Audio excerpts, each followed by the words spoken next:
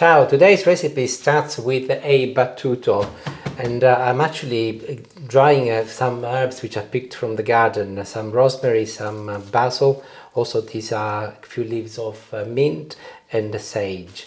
So I'm drying them up as I just wash them, and I'm going to make a battuto, as I said. Battuto is an Italian word for something you batter, and battering with a knife. Different use in the English dictionary of the word, but that is where it comes from. And as I'm going to be removing all of my leaves and parts of the rosemary pieces, you can see what I mean. Knife, and I start battering. The reason why I've chosen these four herbs is because of the varieties of flavour that they will bring to my dish, but also it's because it's summer, and that is what I've got available in my garden as far as fresh herbs go, and actually they combine quite well together. But of course you can use anything you like, you do not have to be constrained by those four choices. So my herbs are ready, and I'll move them into a glass bowl over here. This is Parmesan cheese. You can also use pecorino or any Italian hard cheese if you like, and I'm going to add a generous tablespoon of it. Today I'm going to be stuffing some gammon steaks with battuto and also with sausages. So they are already very salty by nature, so I'm not going to be using any salt, this is just pepper. Olive oil next, just enough to make the battuto nice and moist, so it's a little bit like a glue agent. And my last ingredient for my battuto is going to be a small handful of dry breadcrumbs. You can also use breadcrumbs made from fresh or stale bread if you wish, and if you were to do so, you can add a little bit more. That is because the dry stuff will absorb more moisture and the fresh stuff won't, so you can add a little bit more.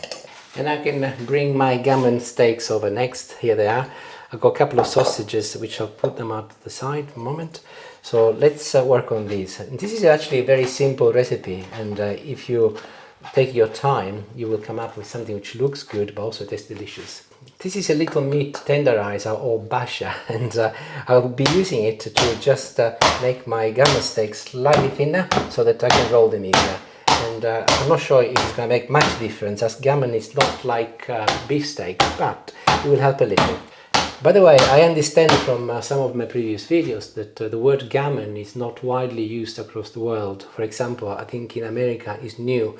In terms of what it is the leg, the back of the leg of the pig, but it's raw, and it's what they use to make ham. The difference is that ham is cooked, whereas this isn't. This is actually cured with brine and salt, that's why it's quite salty.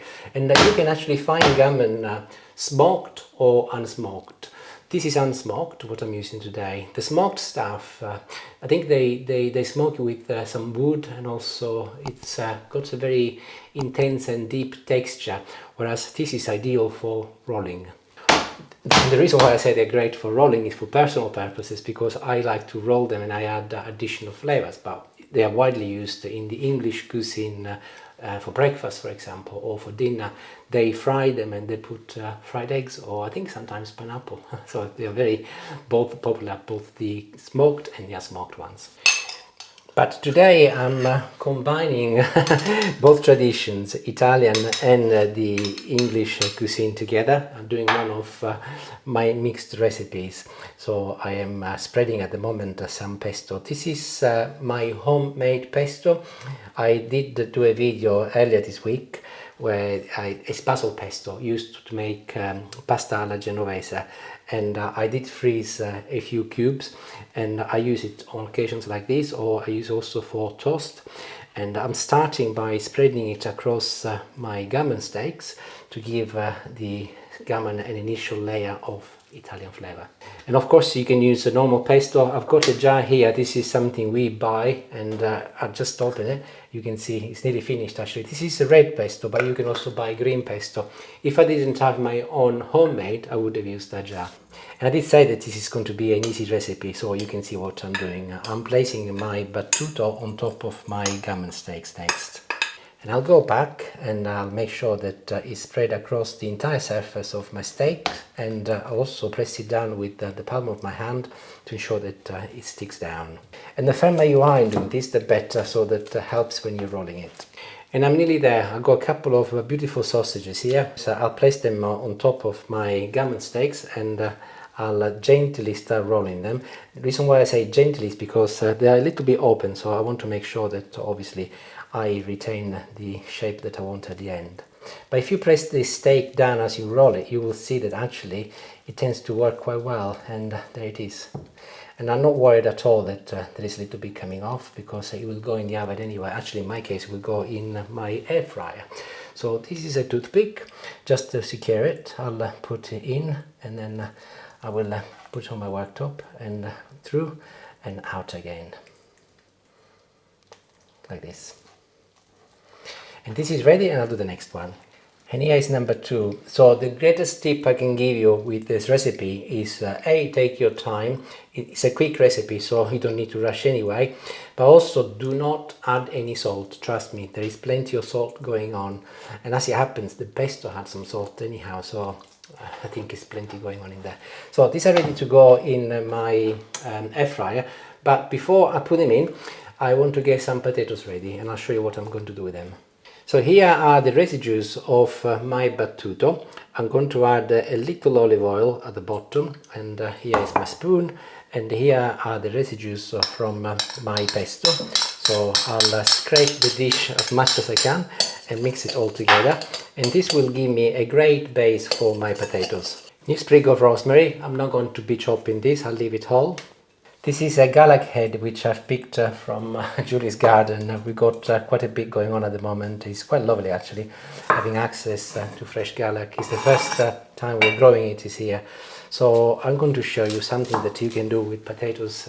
And you can use also normal gallac from the supermarket. You do not have to have fresh gallac for this. But this is so fresh, which is great. And I'll just literally pick as it is. And the whole thing can go in with my oil over here. Skin included, by the way. It's very tender, very young, and quite mild in flavour. But if you buy from the supermarket, you might want to put maybe just a few cloves, 3, 4, assuming you like gallac days. Potatoes next, and again, these come from Julie's garden, and I've got a selection of very small ones and bigger ones. I'll just see if I can get away with using only the small ones without having to chop them in half. I like the idea that they can go in whole. But I've just spotted one here which has got a little bit of a green tinge, so Julie tells me that if that is the case, I need to cut it off. So I'll do the same over here. There, they can go in the bin. These are shallots. They are a different type of breed of onions. They're very small and very sweet by nature. So I'm going to be using 6 of those. But of course you don't have to add them in if you don't want, or you can just use normal onions. The reason why I like shallots in this dish is because I can put them in whole, and you will see that when I cook them in the air fryer, they come up absolutely beautiful. So I'm just removing the skin. You can see gently with my knife, and just take the top layer off, just like peeling a normal onion, and in they go. And here is number 6. The last ingredient is going to be a little pepper. I'm not going to be adding any salt to this either, because I tend to salt my potatoes or vegetables generally at the end. And also these are going to be cooking with the gammon, so I'm not sure if some of the saltiness of the gammon is going to come to the potatoes, so I might just as well leaving it to the end, and if you need salting, I'll salt in them later. So I'll give them a good mix. Here is my air fryer, and I'll get the gammon back over here, and can position the gammon inside my air fryer tray.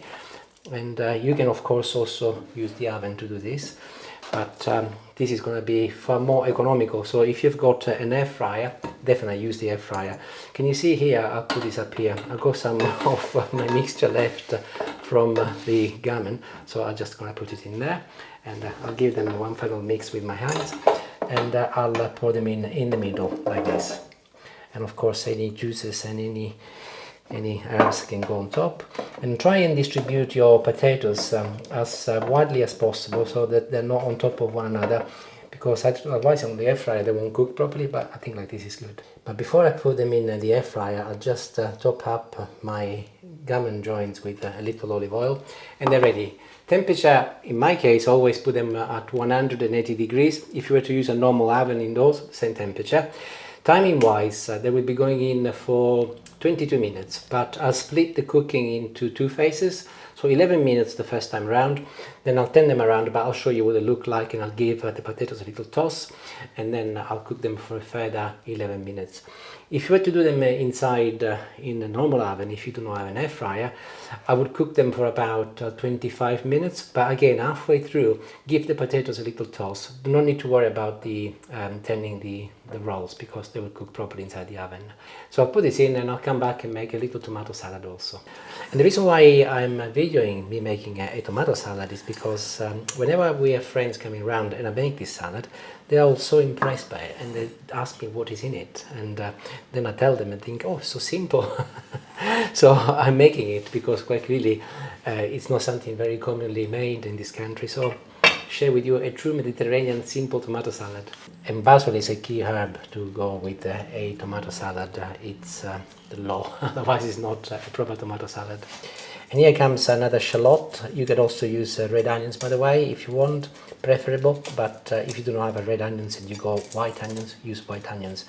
The main thing though is to ensure that you chop them nice and fine regardless of what you use, because clearly raw onions can be quite sharp, and the finer they're cut, the more delicate on your palate. So this can go in. Here are my olives, which are kept in olive oil. So I'm going to do a couple of things. It's a mixture of green and black, but as I pick them up, I also carry with me some of the oil. Also got some sun-dried tomatoes in there. I'm not going to put too many sun-dried tomatoes, as Julie is not keen, and I think one or two will be plenty. So I think in terms of olives, I got enough. I just bring some more of my flavorized oil. This is beautiful because it's got the flavor from all of the herbs inside and the olives, and that is what we use to make salads. I just put another one in, why not? And after the oil comes the vinegar. You got choices. You can use white wine vinegar, you can use apple vinegar, cider vinegar, or red wine vinegar. I personally prefer balsamic, so I add a little balsamic. Oh, the the timer has gone off. I'll just go and pick my tray in a moment. The reason why I add balsamic is because it's a little bit sweeter, and I think in this particular case, bearing in mind that I've got raw onion, or in this case is shallot, I think it actually contrasts very nicely. So this is ready. All I need to do is to add a little salt and also some pepper over here, and I'll mix it, and my salad is ready, and it will marinate. I'll go and get the tray and show you what my joint of gammon steak look like. And I'm back. I'll just move this out of the way. So they are partly cooked, but one of the features of air fryers is the stuff cooks from the top, as there is a fan that blows the hot air down. So I'm going to now turn them around, and you can see in a moment, you'll be able to see that the other side actually is not as well cooked as the top. Can you see? It's actually still very soft, whereas this is quite hard. So I'll simply turn them around. And as I've got the toothpick in there, they will stay steady. And with the potatoes and the onions, I'll just give everything a good mix together so that they cook throughout. And they can go in for another 11 minutes, 180 degrees. And by then, we will be ready to eat.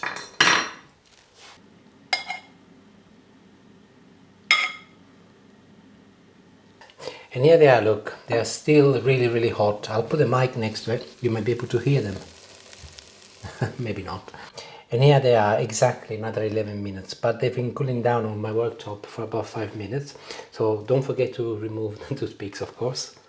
And as I often say, one of the reasons why I leave these things to cool down slightly is because they are slightly easier to cut, but also to be able to hold it with my hand. And look, here is the sausage and the beautiful herbs on the perimeter. So I'll do a few slices and I'll put a plate together, including the salad and the potatoes. So that's 1, 2 and 3, and of course you can also leave this to cool down, put it in the fridge and eat it the day after if you want, or leave it an hour, whatever pleases you, or eat it straight away, which is what we're going to be doing in a moment. And don't forget, of course, these are the shallots I mentioned before, and the garlic. with the garlic, by the way, you will find that it comes out very easily, and it tastes really nice. When you cook garlic like this, it loses all of the bitterness and it becomes incredibly sweet. But I'll finish my dish with a couple of little additions, and just to garnish it. So I'll put some basil in here, and maybe another one over here, and this is ready. So I'll just try some from my tray, and it's absolutely delicious, and I don't need to add any salt. And if you make this, you will love it, because it's so simple, so quick, but so tasty. Let me know if you do. Thank you for watching, and arrivederci. Ciao ciao.